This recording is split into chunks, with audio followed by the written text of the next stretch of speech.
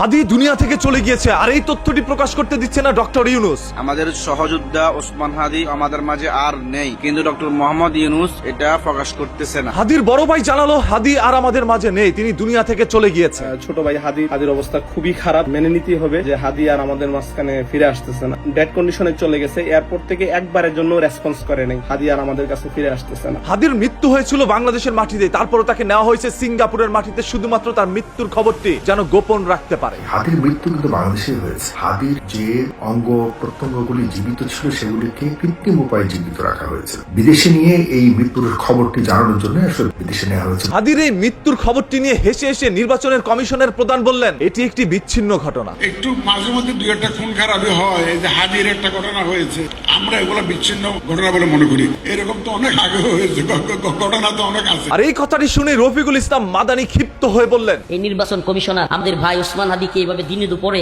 Shoot করা হয়েছে।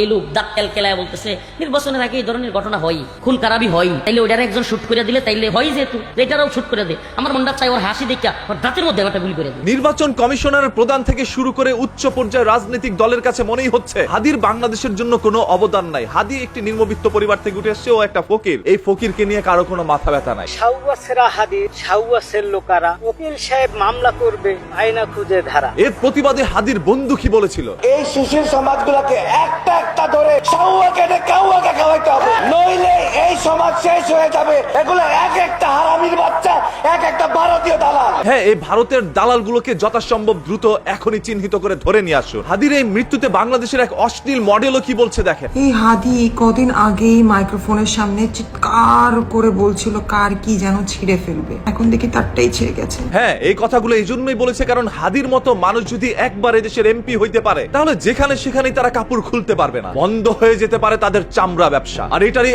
আক্ষেপ প্রকাশ করলেন এইভাবে। এই হাদি ছেলেটাকে দেখলে আমার মনে হয় যে ওর গা থেকে বুড়বুড় করে একটা গন্ধ বের হয়।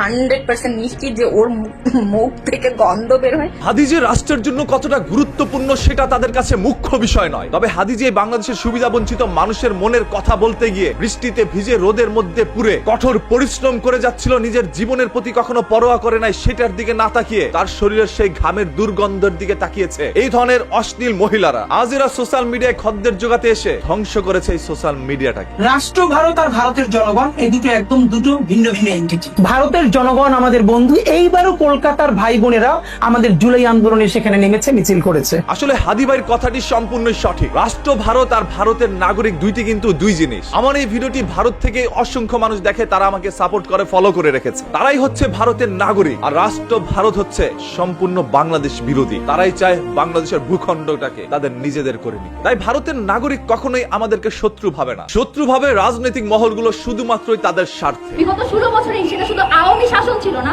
বরং বাংলাদেশের উপরে ভারতীয় আধিপত্যবাদ কিভাবে সাওয়ার হয়ে এই দেশের উপর প্রত্যেকটা সেক্টরে প্রত্যেকটা সেগমেন্টে কিভাবে নিজেদের আগ্রাসনকে জারি রেখেছে, একটু একটু করে বাংলাদেশকে কুক্ষিগত করার চেষ্টা করেছে, তার একটা বড় প্রমাণ হলেন আমাদের আবরার ফাহাদ ভাই। বিগত 17 বছরে কি আপনারা কখনো দেখেছেন পতিত সরকারের কোন এমপি মন্ত্রীকে ভারত এইভাবে উঠিয়ে নিয়ে গেছে বা বিচ্ছিন্ন ভাবে কারো জীবন কেড়ে নিয়েছে? কারণ ভারতের সাথে যারা মিলেমিশে বাংলাদেশটাকে ভারত বানাইতে চাইবে তারাই নিরাপদে থাকবে, আর ভারতের বিরুদ্ধে কথা বলতে গেলে এরকম হাদির মতো জীবন যাবে। আমাকে যে ভোট দিবে না, আমি জানি সে কেন্দ্রে গেলে আমাকে ভোট দিবে না, তবু সে যেন আমার বিরুদ্ধে গিয়ে নির্বিঘ্নে কেন্দ্রে আমার বিরুদ্ধে ভোট দিয়ে আসতে পারে, সেই অধিকার রক্ষা করেই আমাদের সব থেকে বড় লড়াই। হাদির এই কথাটির মাধ্যমে কি আপনারা বুঝতে পারেন নাই হাদি আসলে কি চেয়েছিল? সে এমপি মন্ত্রী সরকার হইতে চায় না, সে ক্ষমতা চায় না, টাকা পয়সা চায় না, সে চেয়েছিল এই দেশের সাধারণ জনগণের অধিকারটাকে কেড়ে নিয়ে আসতে। যেই অধিকারটি 17 বছর বাংলাদেশের সাধারণ জনগণ পায়নি, সেই অধিকারের জন্যই হাদির মতো লোকেরাই সংগ্রাম করে গিয়েছিল। ওসমান হাদি মারা যেতে পারে, দ্যাটস এ গ্রাউন্ড সিচুয়েশন। শত না চাইলে এটা বাস্তবতা, যে কোনো মুহূর্তে তিনি মারা যেতে পারেন। হাদি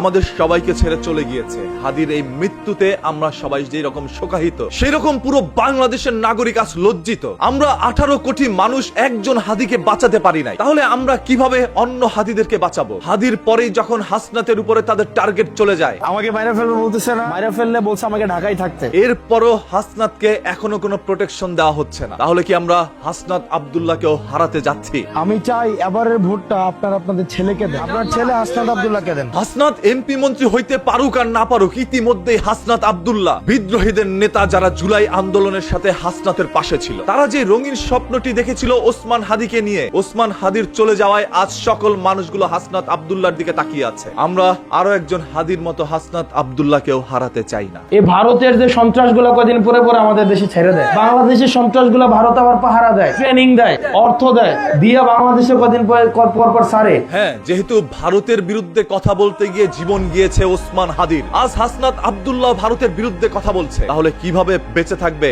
এই হাসনাত আব্দুল্লাহ? এই আজাদির সিলসিলা অব্যাহত রাখার জন্য আমরা আবার রাজপথে নেমে আসবো। আমরা বাংলাদেশের পাপা টাইগার ওসমান গনিকে দেখিনি, শুনেছি তার কথা, পড়েছি ইতিহাসে, তবে আমরা স্বচক্ষে একজন ওসমান হাদিকে দেখেছি। এটাই আমাদের একটি গৌরবের বিষয়। তবে সেই সাথে দুঃখের বিষয় হচ্ছে আমরা আজ সেই ওসমান হাদিকে হারিয়ে ফেলেছি। আজ আমরা বাঙালিরা কিভাবে হিসেব দিব ওসমান হাদি দুনিয়া থেকে চলে যাওয়ার পরেও তার অপরাধীরা কিভাবে দেশ থেকে পালিয়ে যায়? এই লজ্জার হিসেবটি বাঙালি দিতে পারবে না। শুধু আমাদেরকে যদি কেউ গুলি করে মেরে ফেলে তাকে যেন ধরে বিচার করা হয়। হ্যাঁ, ওসমান হাদির শেষ ইচ্ছেটুকু যদি আমরা পূরণ করতে না পারি, সারা জীবন আমরা বাঙালিরা ঋণী হয়ে থাকবো ওসমান হাদির কাছে। ওসমান হাদির 10 মাসের সন্তান মাত্র আব্বা আব্বা বলে ডাকে, ওসমান হাদির কণ্ঠে সেই আওয়াজ পৌঁছে না।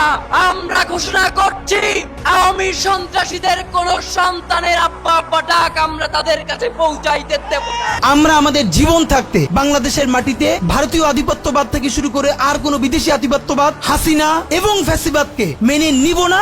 এবং আমরা যদি শহীদ হয়ে যাই, আমাদের সন্তানেরা লড়বে, তার সন্তানেরা লড়বে। কিয়ামত পর্যন্ত বাংলাদেশ নামক জমিন যতদিন বেঁচে থাকবে ততদিন পর্যন্ত আজাদির সন্তানেরা লড়াই করবেই করবে। ইনকিলাব জিন্দাবাদ। ইনকিলাব ইনকিলাব ইনকিলাব ইনকিলাব।